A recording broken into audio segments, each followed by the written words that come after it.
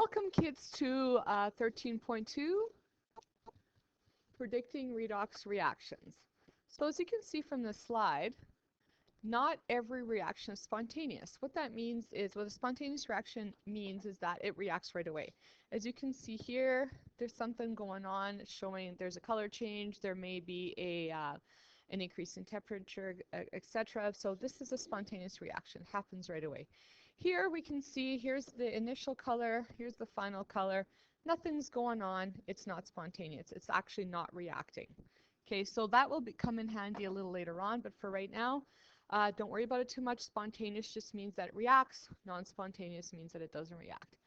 So what's an oxidizing and what's a reducing agent? Don't allow this to confuse you, kiddos. All you have to think about is oxidizing and reducing. Those are things that happen. Agents is talking about the entity itself. So the two entities involved in a redox reaction can be thought of as something with a tug of war for electrons. The reducing agent causes reduction by donating or losing electrons. And the reducing agent is oxidized. So here's an example. Oxidation is a loss. The oxidizing agent causes oxidation by removing or gaining electrons, depending on what you're looking for. Okay, kiddos? Here we have oxidizing agent is being reduced. So think about this. If something is being oxidized, that is the process. The entity is called the reducing agent. If you're looking at the oxidizing agent, it is the entity that is being reduced. So kind of hard to wrap your head around it, but that's okay. You're going to figure this out. So reduction and oxidations are the processes. The reducing agent and the oxidizing agents, they are the entities. So let's take a look at some examples. Here we have silver ion is turning into silver metal. Okay, it is gaining electrons. Here you have a gaining of electron to go from a positive charge to neutral. Okay, because it's gaining electrons, it's reduced. And something that is reduced is called the oxidizing agent. Don't complicate life, just remember that. In this case here, we have copper metal turning into copper ion. It has to be oxidized. It is going to lose electrons. This guy, copper, which is neutral here, has to lose electrons in order for it to become a +2 charge. Because it is being oxidized, it is called the reducing agent. Okay, so copper loses 2 electrons to become Cu2+. It is the reducing agent. And here, silver gains 1 electron to become silver solid. It is the oxidizing agent. So reduction and oxidation are the processes. The reducing agents are the entities, or the reducing and oxidizing agents are the entities. Again, oxidation and reduction are processes, and oxidizing agents and reducing agents are substances. The oxidizing agent, or the OA, is reduced, and the reducing agent, the RA, is oxidized. Awesome. Now, let's take a look at your data booklet on page 7, I believe. We have a table of reduction half reactions. I just want to take a little bit of time to kind of go through that. If you guys want at the very top, you can just write your oil rig, okay, to help you remember what is being reduced and what is being oxidized. If you take a look here, we have a gaining of electrons on this side, okay? That's why they're all reduction half reactions. If I were to flip it around, so if I were to take this, well, I can't really see that one. Let's take a look over here. Lithium ion gains an electron to become lithium solid. If I were to flip it around, and I'd say, okay, lithium solid to become lithium ion, it loses an electron. Here it's gaining electron. This is your reduction half reaction. This is your oxidation half reaction. Okay, just to kind of wrap our heads around that, that's why these are all reduction half reactions, because they're all gaining electrons. Okay, at the very top here is going to be your strongest oxidizing agents. They are all being reduced. They are all gaining electrons. The very top is your strongest oxidizing agent. Your very bottom, this is your weakest your weakest oxidizing agent. Okay, so as you move up the table, it becomes stronger. Okay, so strongest to weakest as you go up. On this side, this right now is your strongest reducing agent. And they become weaker as you go up. So as you move down, they become stronger in terms of the reducing agent. So strongest to weakest reducing agents go down. Your strongest is on the very bottom, and your weakest is at the very top. So strong reducing agents, they are all being oxidized, losing electrons. When you flip the equation, they become oxidation half reactions. So that just gives you kind of a background into your data booklet. For now, there's other things in your data booklet that become relevant, but we're not talking about them now because they're also taking me forever to explain this. So how did this development of these redox table come about? Basically what they did is they just looked at entities and looked at how many times they reacted. So based on experimental observations, we can rank the ability of selected ion metals to react with selected metals. So take a look here. These are all ions. Okay, these are all metal ions. Oops, let me just go back.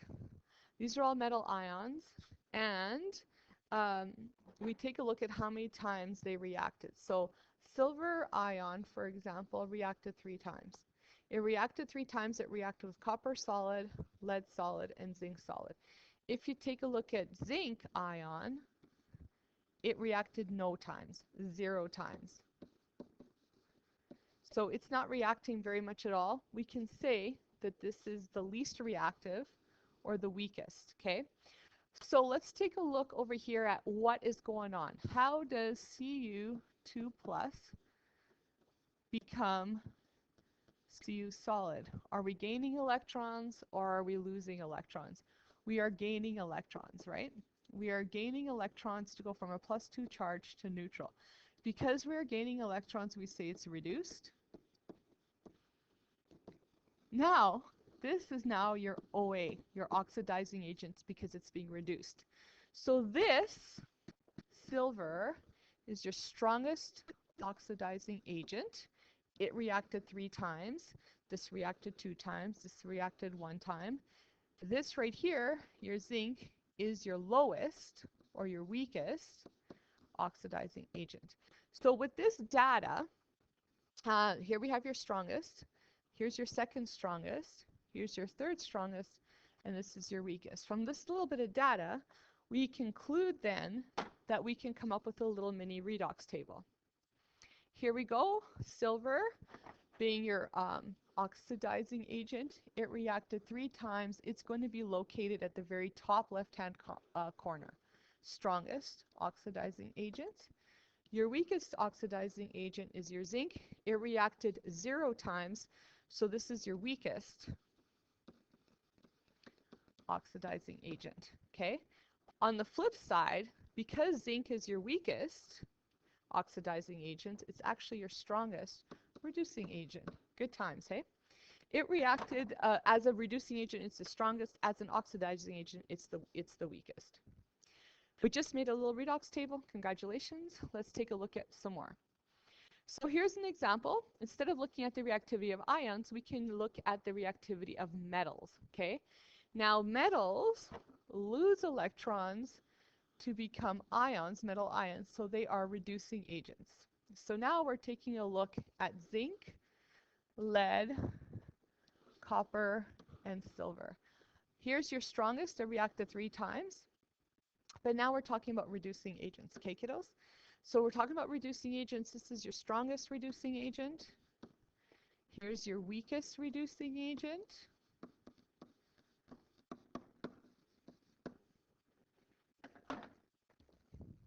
So in terms of reducing agents, here is your strongest reducing agent. Now take a look that we flipped it around. These are not redox half reactions now. These are oxidation half reactions, okay? Because the electrons are being removed. So here we have our strongest reducing agent, and this would be our weakest reducing agent. However, if we flip it around, this would be our strongest oxidizing agent, and this would be our weakest oxidizing agent. But these are not reduction half reactions, they're oxidation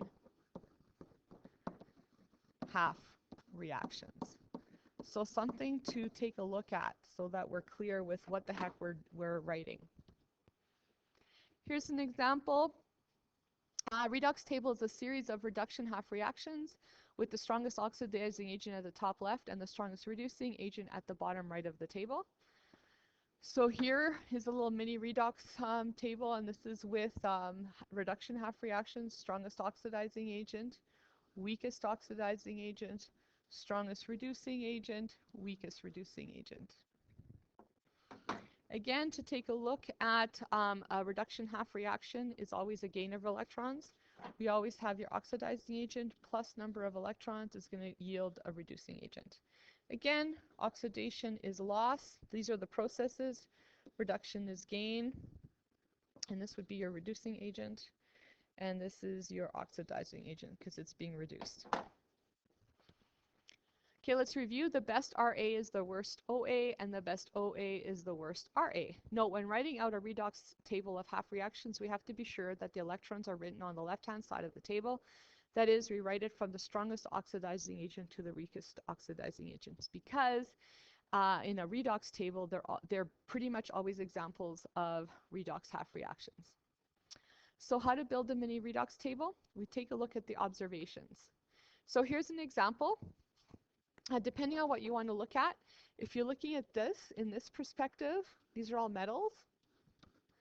From this perspective, these metals lose electrons to become metal ions. They are RAs, right, because they are oxidized.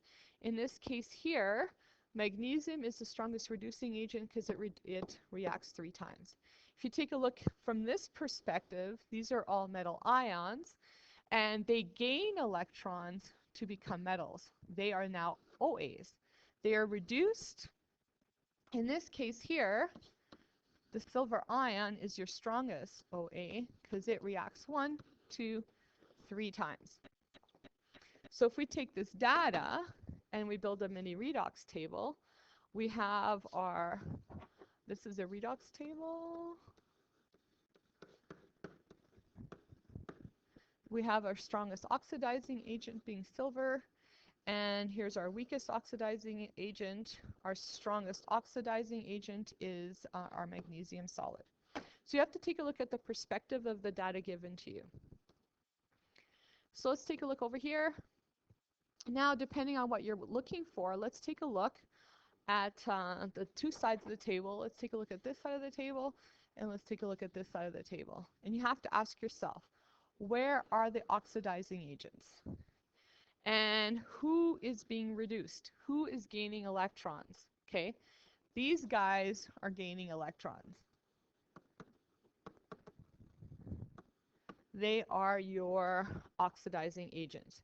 And which entity is the strongest? Let's take a look. This reacts 2 times. This reacts 0 times, 1 time, 3 times. Here's your strongest oxidizing agent. And then all you have to do is decide if that's your strongest, that's your second strongest, this is your third strongest, and this is your weakest oxidizing agent. So here we go, strongest oxidizing agent,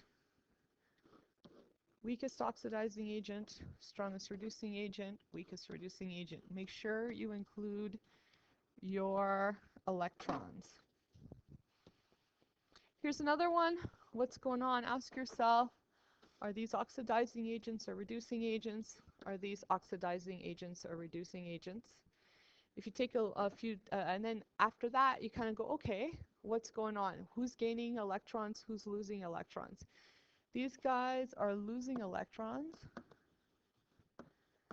and these guys are gaining electrons. They are being reduced. They are the OAs. Solid doesn't always mean metal, kiddos. Those could mean like just a solid non-metal. These guys are W1 minus is has to lose electrons in order to become W S, which is neutral. So now that we realize these are your oxidizing agents, we're going to find reaction 1, reacts twice, reacts 3 times. This is your strongest oxidizing agent. So once we figure that out, we can go ahead and write our redox equation. Redox table with a reduction half reaction.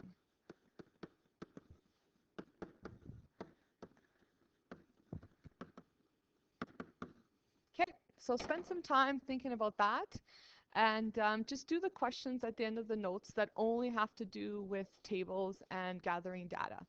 Okay, you guys are awesome. Stay tuned for in a couple of days where we look at a couple of other ways to build these mini redox tables. You guys are great. Bye-bye.